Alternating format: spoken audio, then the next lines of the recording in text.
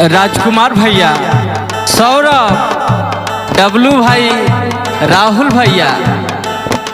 ये चढ़ते फागुन में एगो औरत अपने पति के यहाँ फोन लगा के और ये फागुन में अपन बात कहतिया और का कहले बा, यह कहले बा ले सुने।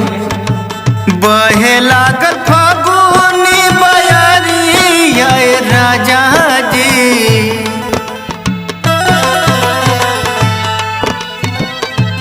यह कहतिया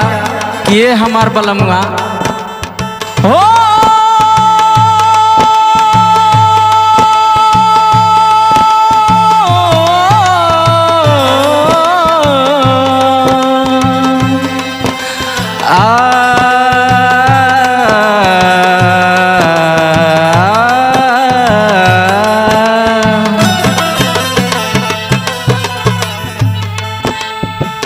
बहे लागल फागुनी बयारिया राजा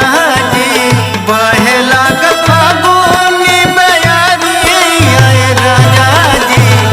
रउआ बिन लगाई के आबिरिया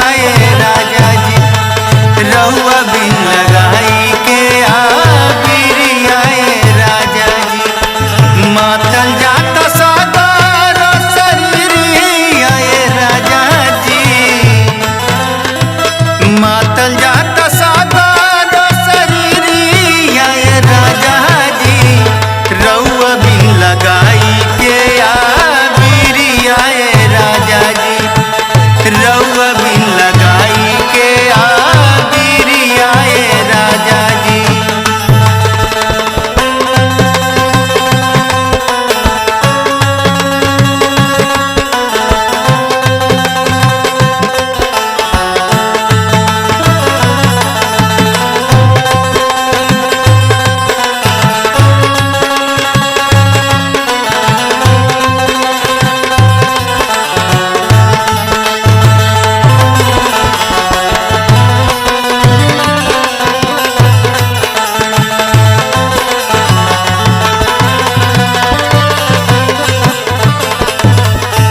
औरतिया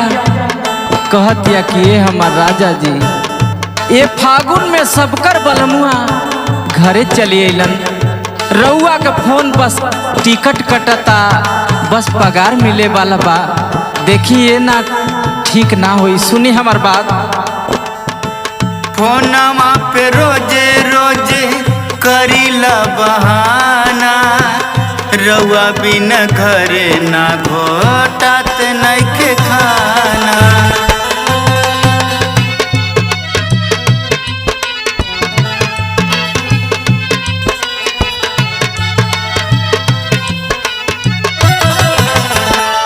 ए हमर बलमुआ, ई हमरे दर्द के समझा, सुना।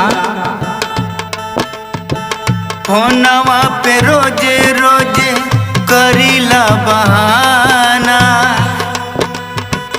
रउआ बिन घरे ना घोटात नइखे खाना, हे भैया बड़ा वियोग में बिया होए गोर, होलिया में मगन बाना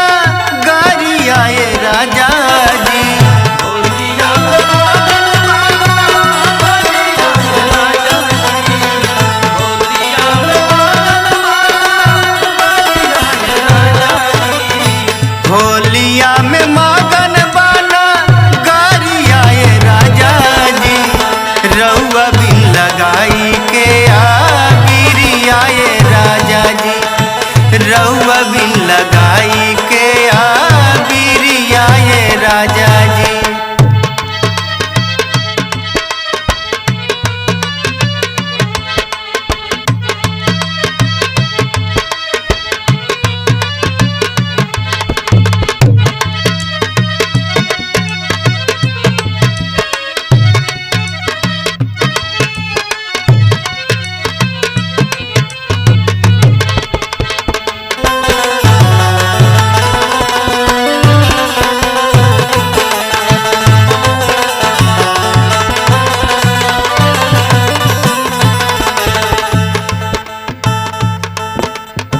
विशाल भाई, वो औरतिया अपने सैया जी से कहती है कि ये सैया जी, जब फगुनी बयार बहाता न, अचरा उड़ता, मन सिहराए लगाता। सुना बहत फगुनी बयरिया सिहराता, तोहरे बिना हमरो के निदियो न आवता।